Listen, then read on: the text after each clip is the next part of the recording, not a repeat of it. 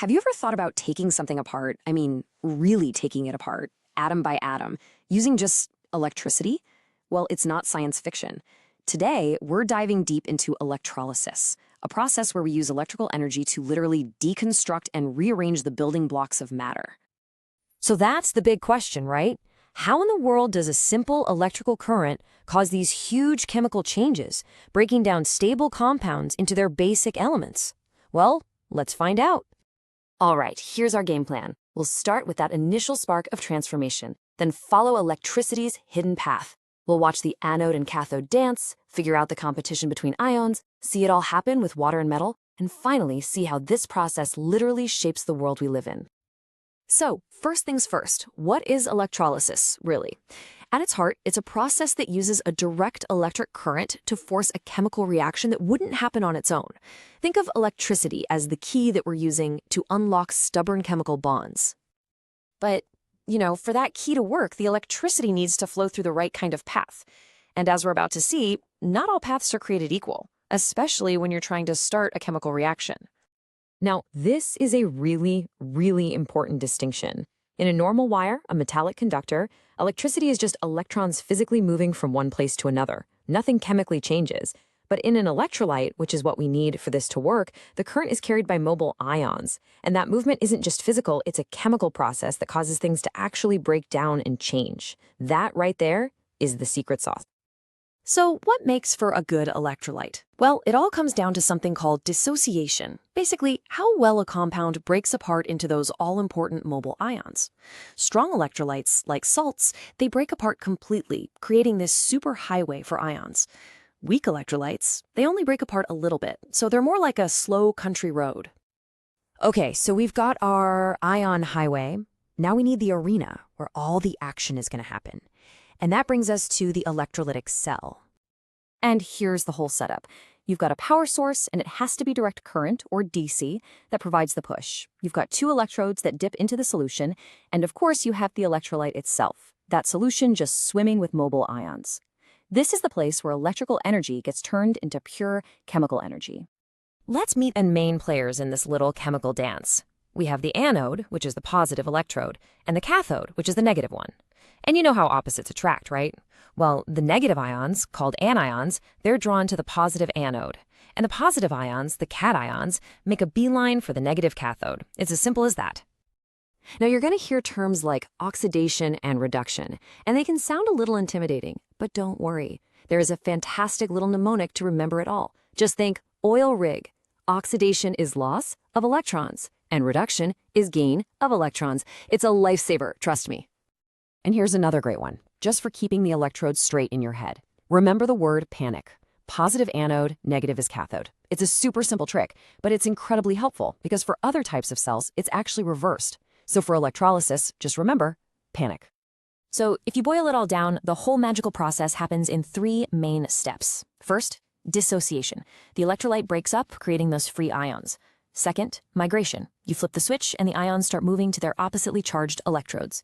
And third, discharge. The ions arrive, they trade some electrons, and poof, they become brand new neutral substances. That's the whole show right there. Okay, that all seems pretty straightforward, but what happens when your solution gets a little more crowded? What if you have more than one type of positive ion and more than one type of negative ion all swimming around? Well, then it becomes a competition. And this is where it gets really, really interesting. When a whole bunch of different ions show up at an electrode, only one type gets to win the race and be discharged. But how does the winner get picked? Well, it turns out there are rules to this competition, a whole concept called selective discharge. The number one rule is all about this, the electrochemical series. You can just think of it as a pecking order for ions. And for the positive ions, the cations, the rule is simple. Whichever ion is lower on the list is easier to discharge. It's less happy being an ion, so it's the first one to get transformed. So that pecking order is the main factor, but it's not the only thing.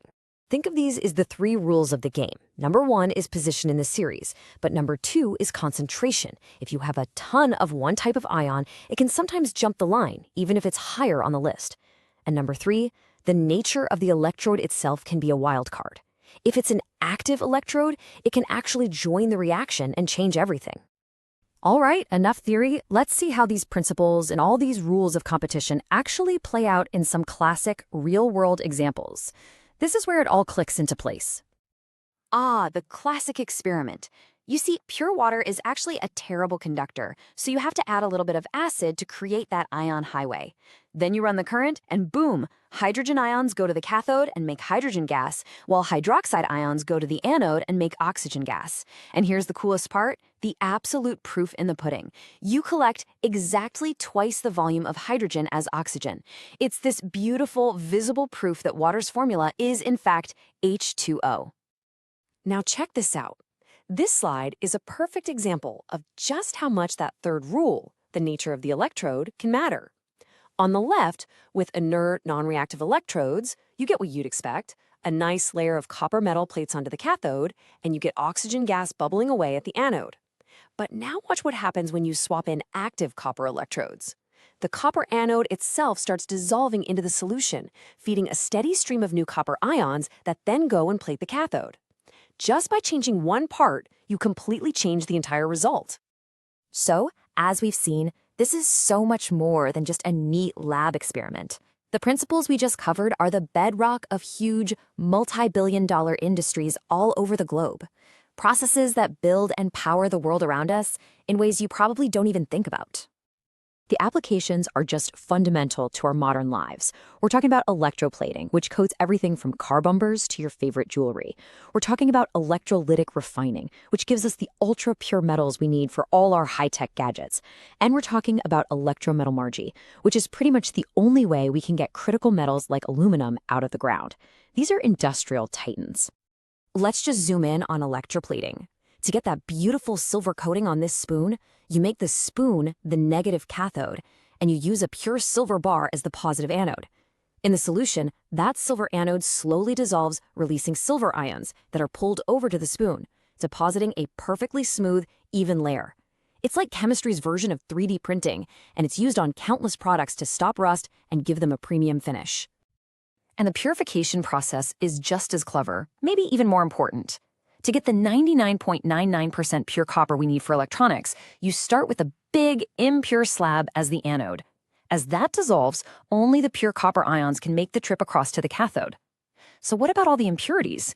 They just fall to the bottom as this stuff called anode mud. But here's the thing. That's not just useless mud. It's often packed with precious metals like gold, silver, and platinum, which get collected and sold. How brilliant is that? So we've seen how electricity is this incredible, precise tool we can use to deconstruct matter and then build it back up in new and useful ways. To purify, to protect, to extract. It really makes you wonder, doesn't it? If this is what we're already doing, what comes next? If electricity can deconstruct matter, what amazing new materials and world-changing processes are out there, just waiting for us to build?